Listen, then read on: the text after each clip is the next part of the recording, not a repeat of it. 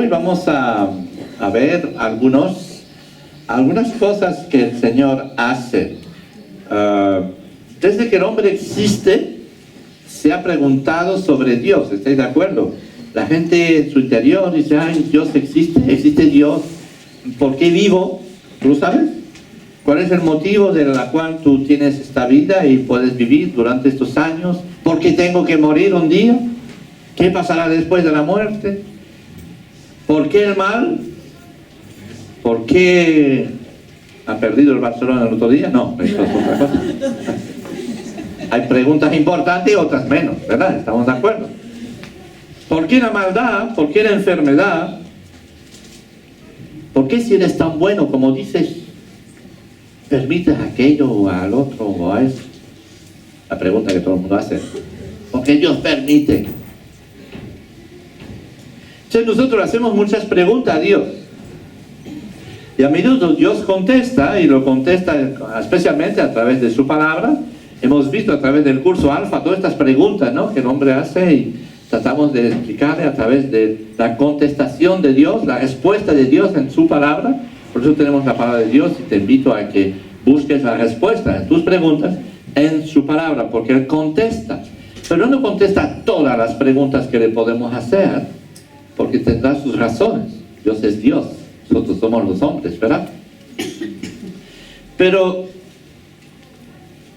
a veces, y en muchas ocasiones, es Dios que nos pregunta a nosotros. Y me gustaría esta mañana compartir una pregunta que Dios nos hace a nosotros. ¿Sabéis que Dios hace muchas preguntas al hombre? ¿Lo sabías? No sé, lo sabías, pero bien. La cuestión es esa. La Biblia nos enseña que Dios a menudo pregunta. No es que no sabe las respuestas, estamos de acuerdo que Él conoce todas las respuestas, y mucho más sabio que nosotros, y lejos, podemos decir, ¿verdad? Él sabe todo y es omnisciente, omnipresente, en fin, como lo sabemos y lo descubrimos, tenemos un Dios extraordinario, entonces no necesita recibir respuesta. Pero cuando nos pregunta a nosotros es que quiere hacernos reflexionar. ¿Estás de acuerdo? A veces, yo sé como los gallegos, ¿no? Cuando tú le preguntas a un gallego, te contesta con otra pregunta. Así es. Entonces, ¿por qué? Porque sabe que cuando tú vas a reflexionar, quizás vas a encontrar la respuesta, tu pregunta también. Y yo creo que Dios es así, un poco gallego, ¿verdad? Le preguntamos cosas, pero Él no responde con otra pregunta. Y es interesante de ver cómo Dios pregunta en la Biblia. Y muchas de ellas tenemos en la Biblia, y es extraordinario. Algunas preguntas que Dios nos hace, por ejemplo, ¿sabéis cuál es la primera que Dios ha hecho? Bueno, lo puso en pantalla, así que ya me vais a contestar. ¿Cuál es la primera pregunta que Dios hizo al hombre? ¿Ah? ¿Dónde estás? Claro, lo tienes apuntado ahí, entonces un 10 al examen, ¿no? Por mirar la pantalla, por lo menos. Dios hace esta pregunta a Adán: ¿dónde estás? Es interesante porque cuando leemos el texto, cuando empezamos a estudiarlo y meditar sobre este texto de la creación, de cómo Dios ha creado las cosas y cómo Dios creó el hombre y qué es lo que pasó con el hombre, le dijo, no comerás de este árbol, ¿verdad? Y entonces vemos como la mujer, siempre ella, invitó a su marido, el tonto ese, se dejó que ella, ¿verdad? Y por lo menos la mujer, como dice la mujer, se dejó engañar por el diablo, pero el hombre por una mujer, fíjate. ¿Ah? Entonces vemos que han pecado, ¿verdad? Conocemos una historia que es una historia aparentemente muy graciosa para los niños incluso, y sin embargo tiene una profundidad tremenda. Y cuando justamente el hombre ha caído en el pecado, se va y se esconde, dice, y oyeron al Señor Dios que paseaba en el huerto al fresco del día. Me encanta esta expresión, ¿no? De repente Dios dice, me voy a levantar esta mañana y pasearme en el paraíso al fresco del día. Wow, sea por ahí, ¿no? Y no encuentra a Adán, no lo ve por ninguna parte. Y el hombre y su mujer se escondieron de la presencia del Señor. de repente ellos no querían estar en la presencia de Dios. No querían, porque anteriormente vimos el texto donde dice que tiene una perfecta comunión, el Dios con los hombres y todo va bien, ¿no? Pero ahora que han pecado, de repente, no queremos a Dios, no queremos, y se esconden entre los árboles del huerto. Y ahí viene la primera pregunta que Dios hace al hombre. Dice, ¿dónde estás? ¿Dónde te has metido? ¿Y dónde te has metido realmente? Y eso es tremendamente fuerte esta pregunta, porque esta pregunta sigue haciéndola Dios a cada uno de nosotros. ¿Dónde te has metido? ¿Qué pasa contigo? ¿Dónde estás? No sé si te has oído una vez esta pregunta que Dios te hace. No sé si la has oído una vez en tu corazón, que Dios te ha hecho esta pregunta. Y es tremendo, ¿no?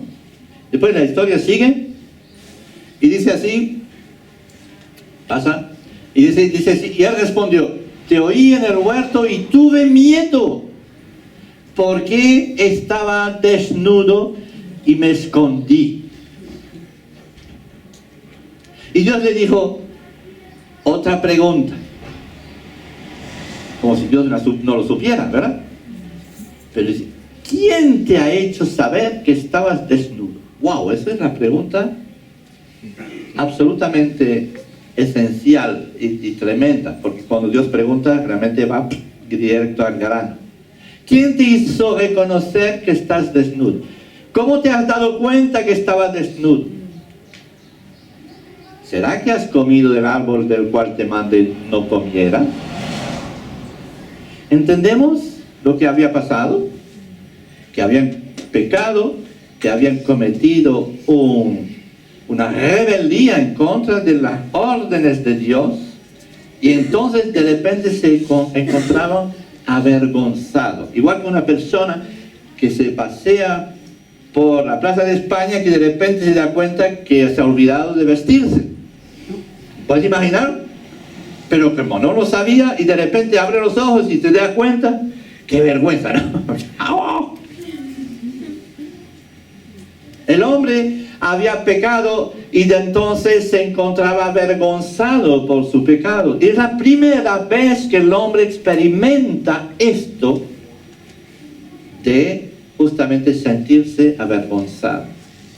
Antes iba con naturalidad frente a Dios y tenía una comunión maravillosa, pero porque ahora ha pecado, entonces se siente avergonzado y se siente desnudo, dice la Biblia.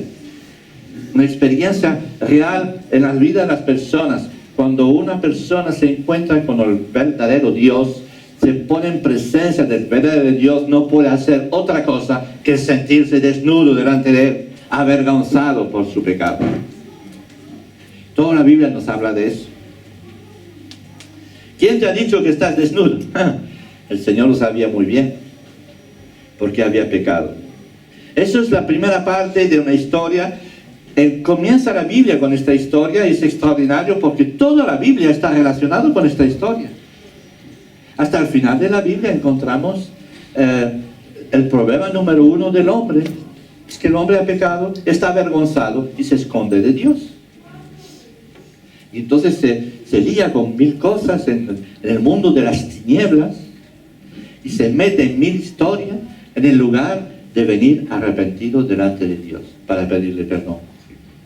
Y toda la historia la historia bíblica está con este hilo conductor de que el hombre ha pecado, está separado de la gloria de Dios, pero que Dios va a hacer lo necesario para salvarle. Entonces la historia sigue. Después que encontramos en Génesis capítulo 4, versículo 9, otra pregunta que Dios hace al ser humano. Ya pasó una generación. Estamos hablando de los hijos de Adán. El primer hijo de Adán, que era Caín y Abel. ¿Conocéis la historia? También es una historia que uno lo tomará como un esquema o una leyenda, no sé qué, pero tiene una profundidad esta historia extraordinaria también, porque no pasó una generación de que el hombre estuviese alejado de Dios para que se convirtiera en un criminal y que matara a su hermano. Lo que hace uno cuando está alejado de Dios es un auténtico desastre. cae literalmente en el infierno. Oh, hay gente que no, pero yo no, soy buena gente. Sí, sí. Sabemos de qué estamos hechos todos los seres humanos. Somos pecadores. Y segunda generación ya empezó a matar. ¡Wow! Qué increíble es esto. Pero Dios le va a hacer una pregunta. Una pregunta que también nos hace a nosotros. ¿Dónde está tu hermano? ¿Dónde está tu hermano? A ver. Y le respondió, no sé. ¿Sabes lo que respondió también? Caín.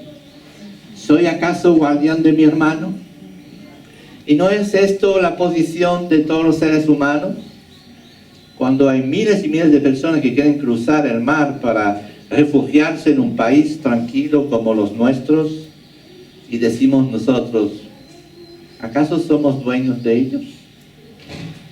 ¿Acaso tenemos que cuidar de ellos? ¿No es la misma actitud que se repite generación tras generación? Desde que el hombre existe hasta nuestro día, la Biblia es real y nos explica de cómo somos tú y yo. ¿Cómo somos tú y yo? Bien, y las preguntas de Dios naturalmente son preguntas directas para ponernos en evidencia y para que reconozcamos quiénes somos en realidad. Más tarde preguntará Isaías, los profetas, o sea, Dios a través de los profetas, Isaías 40, 25, 26 dirá, el Dios Santo pregunta, ¿a quién pues me haréis semejante para que yo sea su igual? Dice el Santo. Alzad a los ojos vuestros, alzad a lo alto vuestros ojos y ved quién ha creado estos astros. El que hace salir en orden a su ejército y a todos llamaba por su nombre. Por la grandeza de su fuerza y la fortaleza de su poder no falta ni uno. ¿A quién me compararéis? ¿Cuándo vais a daros cuenta de quién soy yo? Y Dios una vez pregunta otra vez y nos pregunta a nosotros. Y estas preguntas de Dios nos sigue haciéndolas y no son fáciles de responder, obviamente, ya que vienen como flechas en nuestros corazones. Vienen directamente hacia nosotros, porque Dios quiere hablar a nuestros corazones. Así que hoy vamos a ver una pregunta que se encuentra en el Nuevo Testamento, porque Jesús era Dios y Jesús hacía muchas preguntas también, ¿no creéis? Pero cada vez que Jesús pregunta, no son preguntas vanas, son preguntas directas para que abramos los ojos sobre nuestra condición y tomemos decisión. ¿De acuerdo? Así que ¿estáis preparados para que veamos la pregunta que Dios nos va a hacer esta mañana? ¿Os atrevéis? Si no, váyanse corriendo, porque puede que Dios os hable esta mañana. Cuidado. Y hacer como Adán, que se escondió. Pero que nadie se esconde esta mañana. Que todos nos podamos encontrar desnudos, pero decir, Señor, quiero que me vistas. Porque lo que hizo Dios después, ha vestido a Adán y Eva. Ellos habían vestido con hojas. Interesantes. ¿No sabéis esta historia? Adán y Eva se vistieron con hojas. Entonces nosotros, ay, qué bonita historia. Bueno, pusieron una hoja de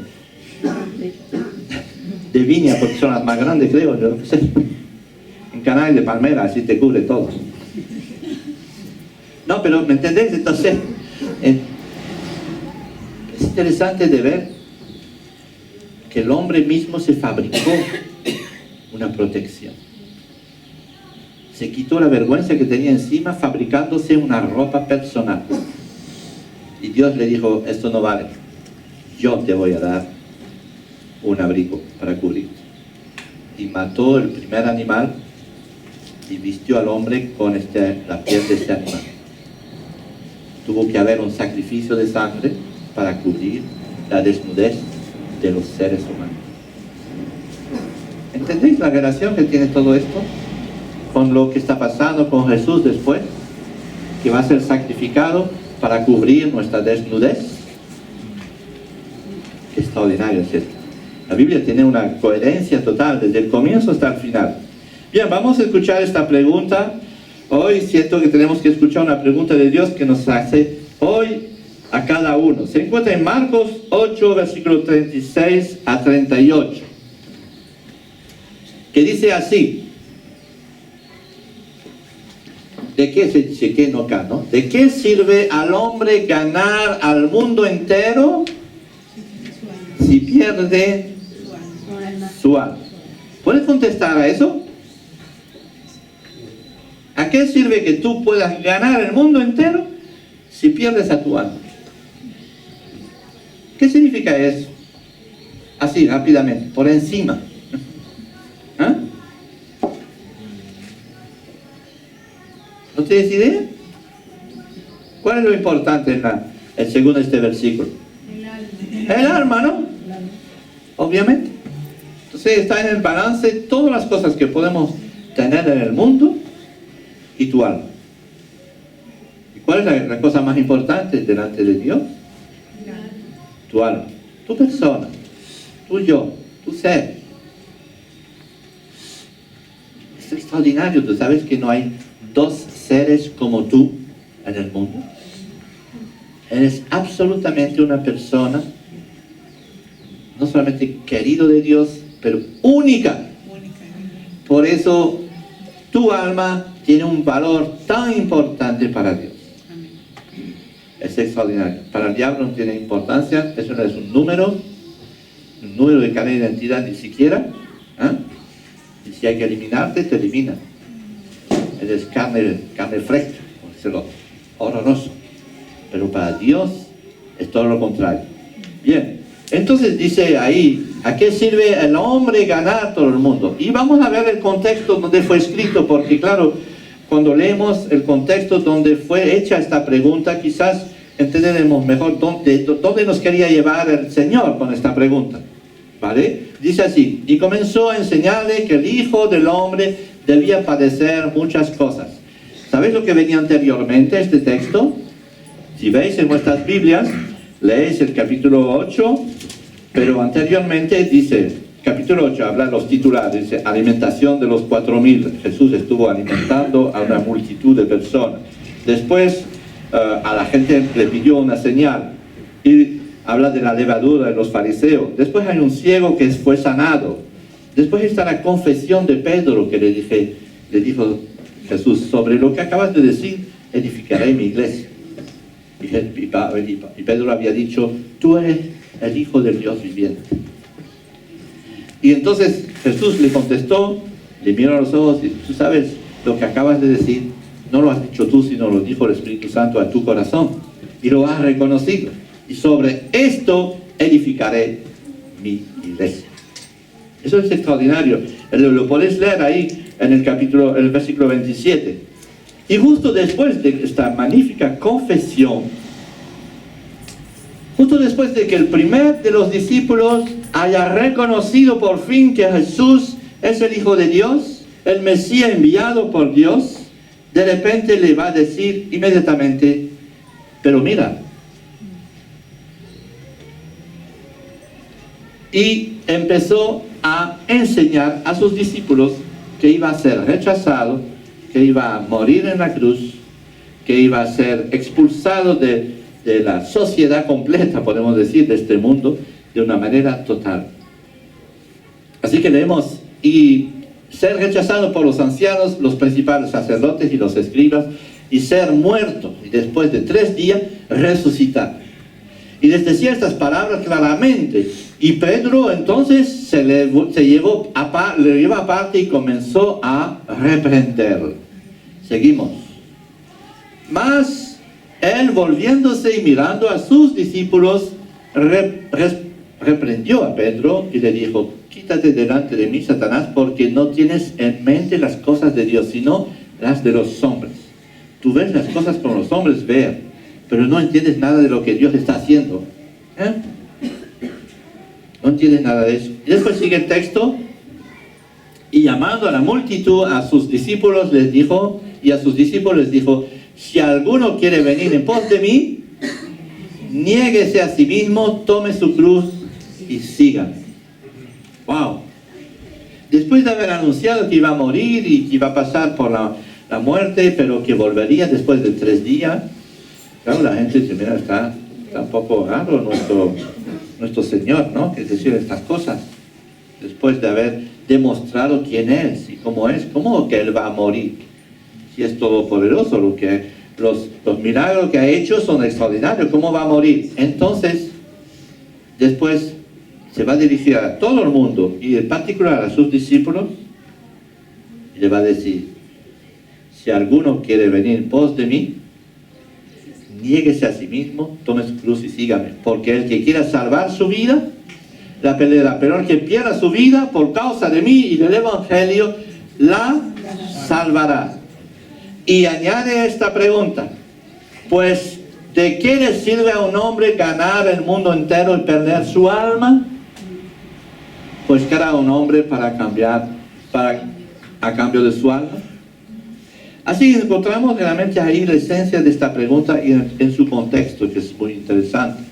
De ver que Jesús realmente hizo una pregunta a la gente en general y a sus discípulos y les quiso enseñar una cosa con esta pregunta. Jesús comenzó a enseñarles que el Hijo del Hombre tendría que sufrir mucho y que sería rechazado por los ancianos, por los jefes, por los sacerdotes y por los maestros de la ley. Les dijo que lo iban a matar, pero que resucitaría a los 3 días, y esto se lo advirtió claramente.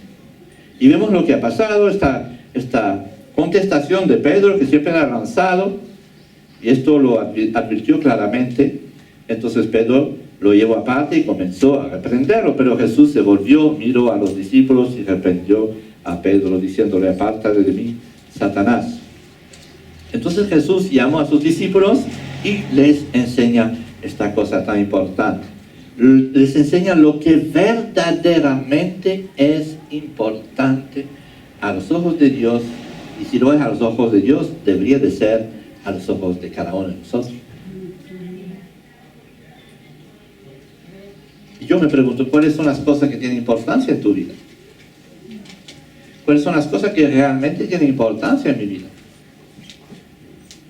Al final seguimos siempre diciendo: bueno, son mis hijos. Yo diría son mis nietos.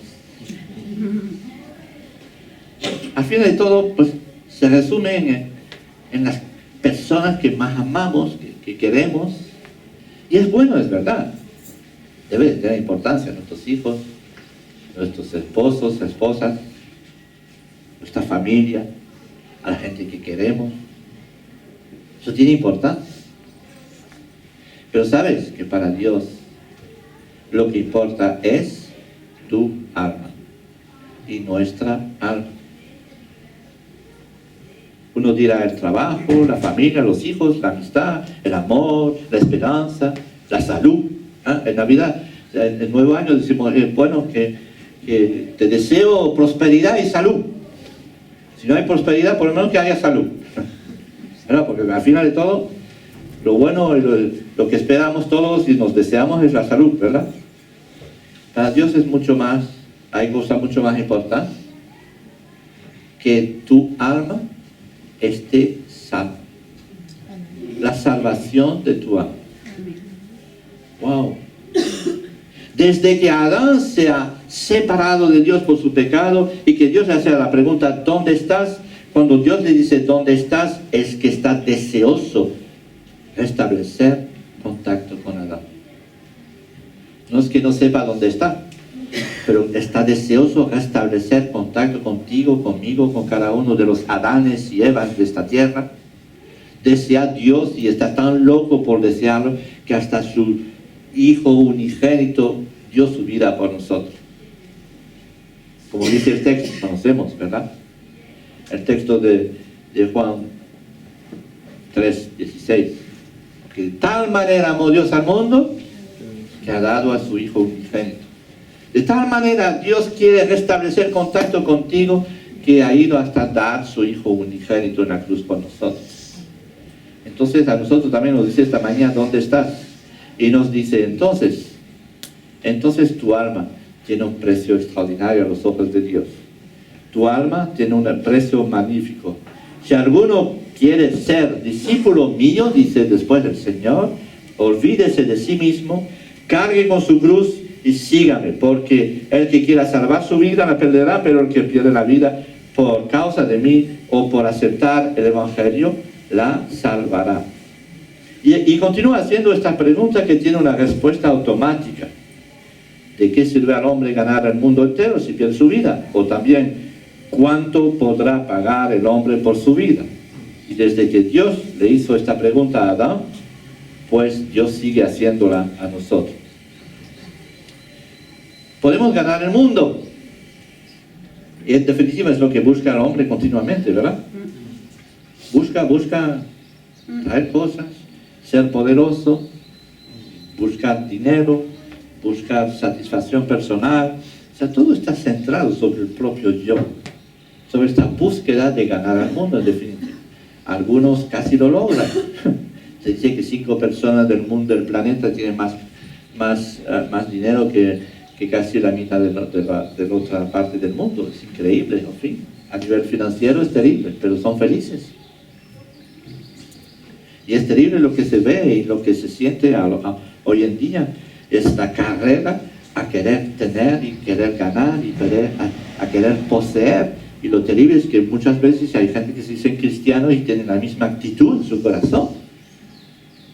No han entendido que en realidad lo que cuenta es que su alma esté a salvo. ¿Está a salvo tu alma?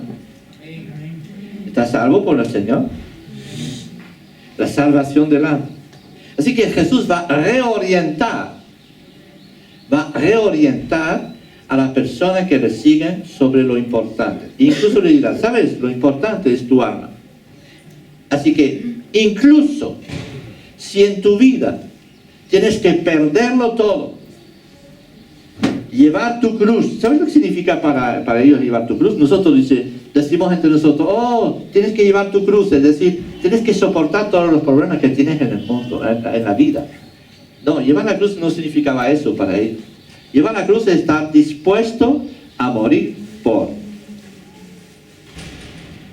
Dispuesto a morir por Jesús. Significa que todo lo que es de tu vida y todo lo fantástico que puedas tener en la vida, está dispuesto a perderlo todo, a sacrificarlo todo, si hace falta, porque es más valioso la salvación que te da Jesús que todo lo demás.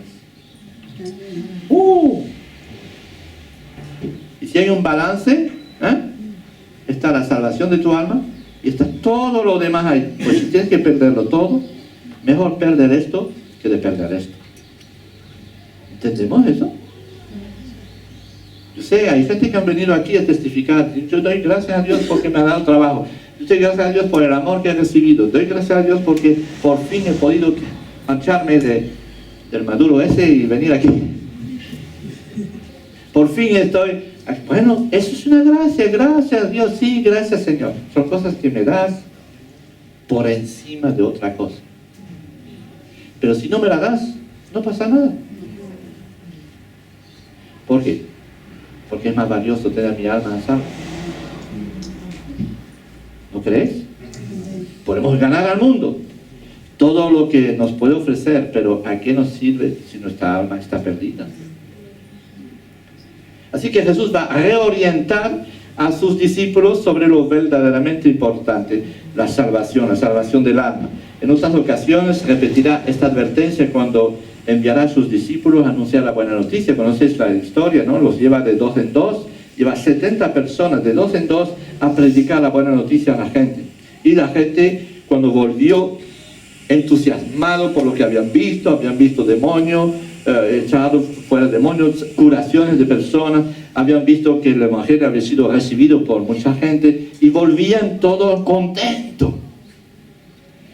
Como cristianos, dicen, hemos tenido éxito, hoy ha sido un día fantástico, hoy ha sido una alabanza maravillosa en la iglesia, hoy hemos visto cosas tremendas entre nosotros, como Dios ha actuado y nos sentimos totalmente felices. Y estaban saltando de gozo por lo que habían visto hacer por parte del Espíritu Santo en sus vidas y en el barrio donde estaban y donde habían ido a predicar y vienen a los pies del Señor Jesús. Dicen, Señor, tú sabes lo que pasó. Y de repente el Señor Jesús se levanta y dice, espérate un momento. Está muy bien lo que está diciendo, pero regocíjense primero de que tenéis vuestros nombres escritos en el libro de vida. Otra vez Jesús les reorienta sobre lo más importante, que es tener nuestra alma salva, escrito en el libro de vida. Lucas 10:20 dice así: pero no se alegran tanto de dominar a los espíritus, sino de que sus nombres están escritos en el cielo. ¿Tu nombre está escrito en el cielo? Ay, qué pregunta nos hace el pastor esta mañana. ¿Está escrito tu nombre en el cielo? Uno dirá, oh, pues sí, seguramente, porque yo tan mal no soy. Tan mal no soy. Yo le pregunté a los católicos, a veces dice, ¿usted va a ir al cielo? Y dice, bueno, espero que sí. ¿Cómo que esperas que sí? Sino que no está muy seguro, ¿verdad? Dice, espero que sí, porque mis obras, mis buenas obras, finalmente no me encuentro en fondo de mí mismo tan malo para no ir al cielo. Supongo que habrá un criterio donde uno ha hecho buenas obras suficientes para entrar al cielo. Y Dios te dice, ¿dónde estás tú? Has pecado. Estás destituido de la gracia de Dios. Tienes que convertirte. Así que lo más importante implica tomar una decisión, elegir prioridades. ¿De qué sirve al hombre ganar al mundo entero si pierde la vida? Eso era la pregunta, y entendemos que si nuestra respuesta es lo más importante, naturalmente, es la salvación de nuestras almas. Pero para ello, seguir a Cristo, hay que tener una decisión en su vida. Hay que fijar prioridades también en nuestras vidas. Es por eso que Jesús le dice a sus discípulos, si alguno viene en pos de mí, niéguese a sí mismo, tome su cruz y sígame. ¿Pasa? Dice aquí, ¿por cuánto? Todos o algunos. No, todos. Por cuanto todos pecaron y no alcanzan la gloria de Dios. Tu nivel de bondad no alcanza a Dios. Es imposible. Así que por ti mismo no puedes hacer absolutamente nada para que tu alma esté a salvo. ¡Wow! Qué noticia más chunga, pero es así. ¿Eh? No puedes hacer, por más que hagas cosas buenas y que intentas hacerlo y que tus intenciones sean buenas, has pecado y el juicio de Dios está sobre ti y sobre mí y sobre cada uno de nosotros. Pero gracias a Dios, hay una segunda parte de ese versículo, dice, siendo justificado, ¿cómo? Gratuitamente. Siendo justificado, es decir, declarado justo. De forma gratuita. Ah, de forma gratuita. ¿No tengo que hacer nada? No, no tienes que hacer nada. Dice, por su gracia, por medio de la redención que es en Cristo Jesús. Es decir, que Cristo ya hizo todo. Ha cumplido a través de su muerte, tu muerte. Ha cumplido a través de su muerte, el castigo que te era destinado, Dios lo ha hecho sobre su propio Hijo. Para demostrar cuánto te ama. ¿No es extraordinario eso? Entonces, para salvar nuestras almas, solamente tenemos que creer en lo que Cristo hizo por nosotros. Cuando tú depositas tu fe, tu creencia, tu confianza en lo que hizo Cristo un día hace 2000 años en la cruz, es como decir, bueno, yo creo en ello, pongo mi mano, mi corazón, mi vida y todo eso sobre esta realidad de que Cristo ha muerto por mí en la cruz. Entonces la Biblia dice, entonces el Señor pone sello de su Espíritu en ti, diciendo, aprobado. No es que hayamos hecho nada, solo hemos confiado en lo que Cristo hizo por nosotros. Y eso es lo más importante. Lo importante es la salvación de nuestras almas. Por eso quería recordároslo esta mañana. Jesús dice a sus discípulos, ¿saben? Lo importante es vuestra alma. Lo importante es lo que voy a hacer ahora porque ustedes piensan que estamos reunidos, hay milagros, hay muchas cosas y que el mundo va a cambiar a través de eso. No, el mundo no va a cambiar por eso. No va a cambiar por los milagros que voy a hacer. No va a cambiar porque si entro en un hospital y de repente sano a todo el mundo. No, eso no va a cambiar el mundo. Lo que va a cambiar el mundo es que yo sea crucificado. Que muere yo por ustedes, dice Jesús. Pero un día volveré, resucitaré. 3 días después. A demostrar ahora que su sacrificio ha sido válido para Dios.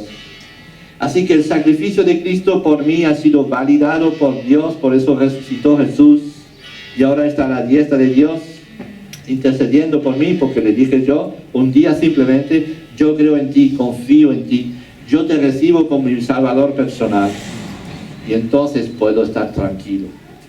¡Wow! ¿Puedo estar tranquilo?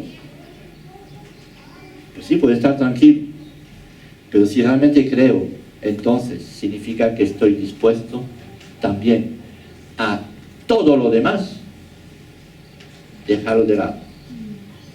Eso es la decisión. Es una decisión donde Dios nos va a llevar. Porque no solamente creer en el corazón, sí, yo creo en el corazón, pero va a haber circunstancias donde tendrá que decir: yo creo en el corazón, en el sacrificio de Cristo, por consiguiente, esto lo dejo. Y es ahí donde no funciona bien la cosa. Y Jesús le pone en evidencia a sus discípulos, les dice literalmente: ¿saben ustedes? Si realmente creen en mí, si realmente van a creer en mí después, pues vais a estar dispuestos a llevar vuestra cruz. Vais a estar dispuestos a decir: renuncio a mí mismo, renuncio a todo, pero ahora voy a seguir a Cristo. Y es ahí donde muchos se quedan atrás, ¿saben? Es ahí donde viene el choque. El choque de los trenes, como dicen. Yo creo en Cristo, le sigo. O yo creo en Cristo, pero voy a seguir lo que quiero hacer. Ahí está la gran diferencia.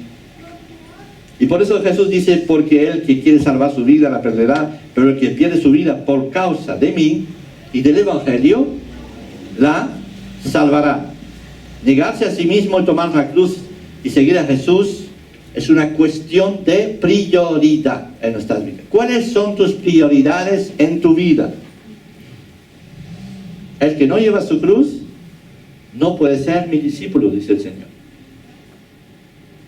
Todo aquel que quiere salvar su vida la perderá. Querer salvar su vida es lógico, naturalmente. Es instintivo, es normal. Pero cuando está puesto en el balance de Jesús, entre seguir a Cristo y perder su vida, o ganar su vida, ahí está. Es ahí donde, como en la historia del Antiguo Testamento, por un plato de lentejas. ¿Conoces la historia, verdad?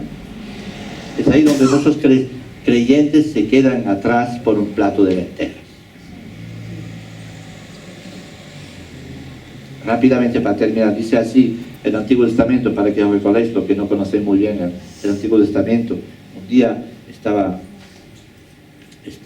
Isaac, ¿no?, el padre, Jacob e Esaú, 2 hijos que tenían, gemelos además, y el primogénito, el que había salido primero, tenía derecho a la herencia, se llama Esaú. Tenía la herencia, es decir, tenía derecho a la bendición de Dios sobre su vida, y también un montón de pasta y muchas de cosas, mientras que el otro, pues, le quedaba muy poco. Le quedaba algo, pero muy poco. Y entonces el otro, que quería recibir la bendición de Dios y de su padre y de todas las promesas de Dios sobre la vida que Dios había dado sobre ellos, engañó a su hermano y le dijo: te doy este plato de lenteja si me dejas tu primogenitura, si me dejas tú tus derechos. Y el otro dijo: bueno, por un plato de lenteja te doy lo que quieres, porque pasaba 1 kilo de la bendición de Dios sobre su vida, ¿me entendéis? Entonces se tomó un plato de lentejas. Y entonces el otro, Jacob, fue el que fue bendecido por Dios. Después vemos toda la historia que sigue adelante. De Isaías no hablamos, de Isaú, perdón, no hablamos, pero de Jacob sigue su descendencia que va a ser el padre de Israel. Hay muchos cristianos como este Esaú. Muchas personas que dicen, sí Señor, de acuerdo, pero cuando viene una novia, un novio, no creyente, no cristiano, bueno. O cuando viene tal cosa, tal circunstancia en la vida, eligen lo fácil. Eligen seguir a lo fácil. ¿Entendéis lo que quiero decir? Y todos nosotros, tú, yo y cada uno de nosotros estamos puestos en poner cuáles son nuestras prioridades en la vida. Amén. Somos llevados, o llevamos nuestra cruz, seguimos a Cristo, o no llevamos la cruz y seguimos nuestro propio yo. No podemos ser discípulos de Cristo si no estamos dispuestos a todo. ¿Entendemos esto? Amén. Entonces la pregunta es simple. ¿A qué le sirve al hombre ganar el mundo entero y tener todas estas cosas que el mundo te puede ofrecer si vas a perder tu alma? ¿Qué vas a elegir hoy? ¿Qué vas a elegir? Es interesante que cuando elegimos a Cristo recibimos mucho más de lo que podemos esperar. Eso es una realidad. Pero incluso si no teníamos que recibir todo lo que Dios nos da, incluso si no fuera así, sería preferible seguir a Cristo y ganar nuestra alma y vivir la vida eterna con Él que de seguir viviendo y morir e irnos al infierno, como dice la Biblia. También la realidad del infierno es una realidad. Y así que al final del último versículo que dice el Señor Jesús, al final de este texto, por eso entendemos esto. Por eso Jesús termina esta enseñanza con una referencia a la vergüenza. Dice así: porque cualquiera que se avergüence de mí y de mis palabras en esta generación, es decir, hoy en día, adultera, pecadora, el Hijo del Hombre también se avergonzará de él cuando venga en la gloria de su Padre con los santos ángeles. ¡Wow! ¿Puede pasar, por favor? Tiene que haber por lo menos una más. ¿No hay más? Así. ¿Sigue? Eso lo hemos leído.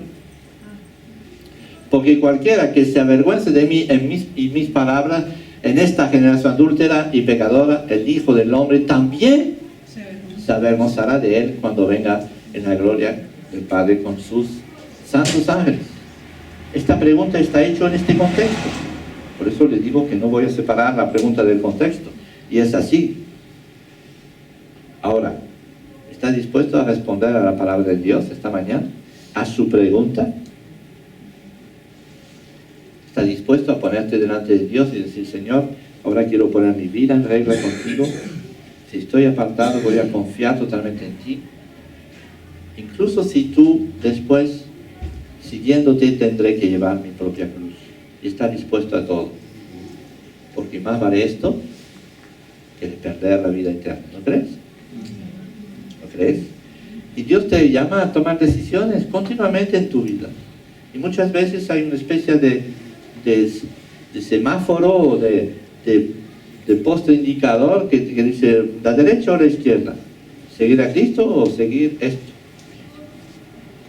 Es el momento de tomar decisiones, de poner tus prioridades en nuestra vida, en tu vida, en la mía, en cada uno de nosotros, y de poner a Jesús como primero. ¿No crees?